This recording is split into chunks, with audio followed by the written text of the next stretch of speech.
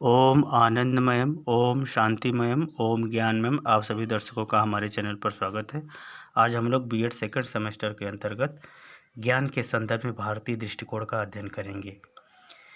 ज्ञान क्या है, किस स्वरूप में है, ज्ञान का क्या आधार है, ज्ञान किस प्रकार संचरित होता है, इस सब के दृष्टिकोण से हम लोग भारतीय दर्शन का अध्ययन ज्ञान के संदर्भ में करेंगे।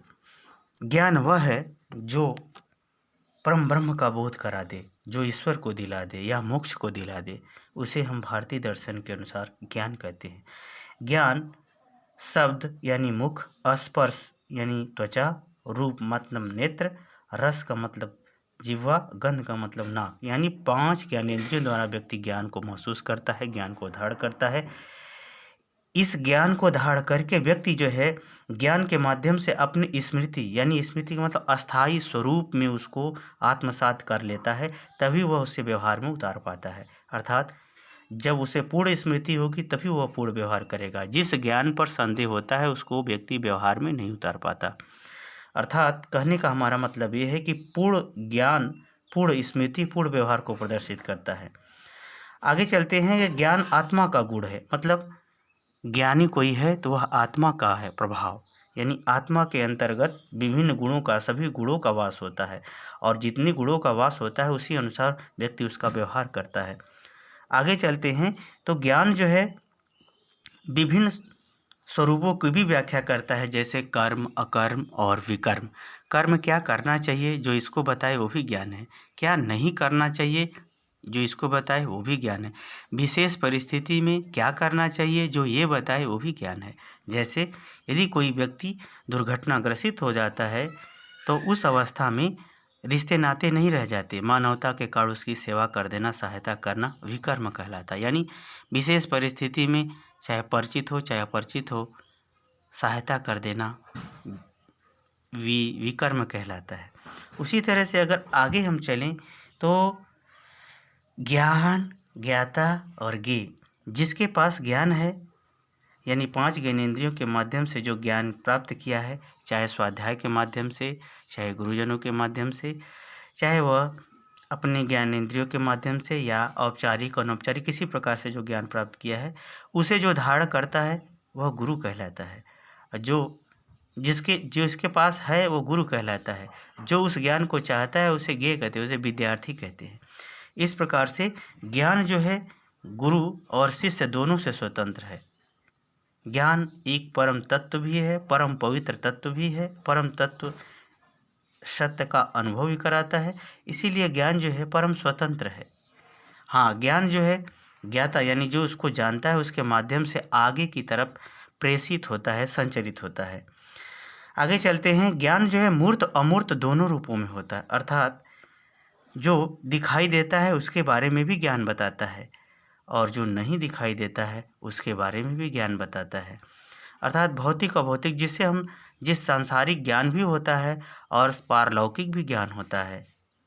यानी ज्ञान का स्वरूप अति अगाध है, यानी हमारी इंद्रियों से आगे भी है, इंद्रियों में भी है, इंद्रियों से पहले भी है। अतः ज्ञान जो है एक परम तत्व है, ईश्वर का ही स्वरूप माना जाता है। आगे चलते हैं।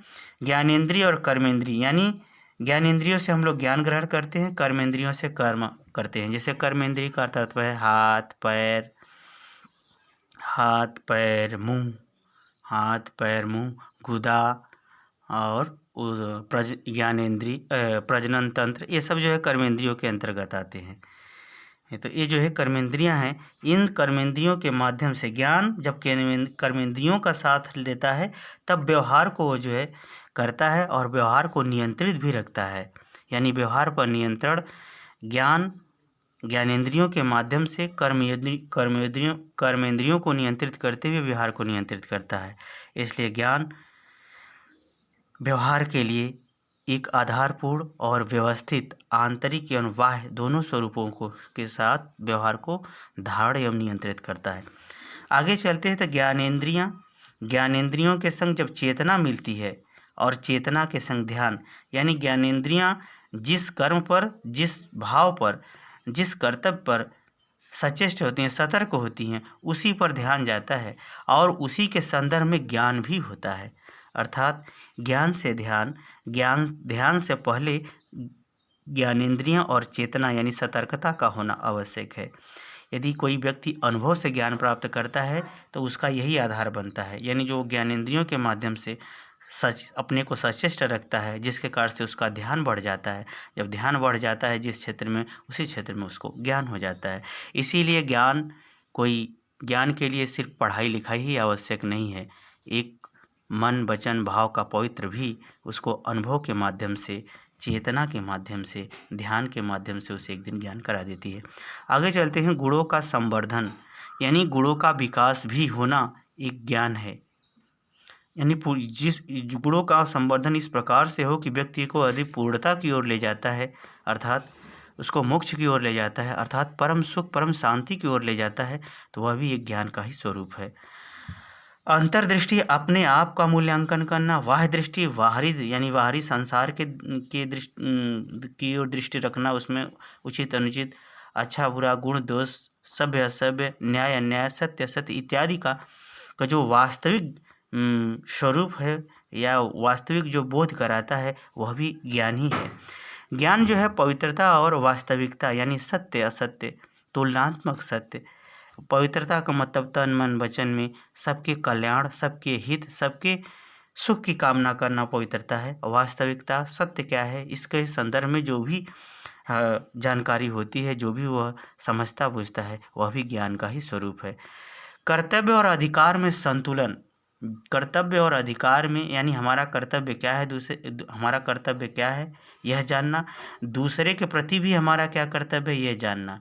और दूसरे का अधिकार मेरे प्रति क्या है, ये भी जानना। और दूसरे का अधिकार के अनुसार मैंने उसके लिए कितना कर्तव्य किया, यह भी जानना। अर्थात अधिकार और कर्तव्यों के बीच में जो संतुलन है, वह धर्म बताता है।